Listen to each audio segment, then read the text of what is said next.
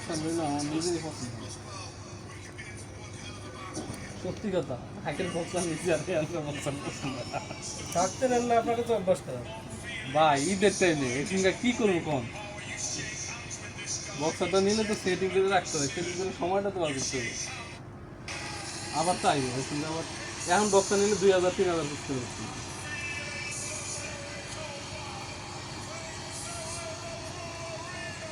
Per day ব্যস্ত 500-600 করে আবার সোয়াগের দমটা ছাইরা বলতে বড়টা এটা লগে এটা লইয়া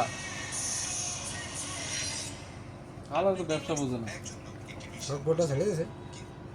না বড়টা তো আমিই নিছিলাম। আপনি ছেড়ে দিয়েছেন তাই করছে।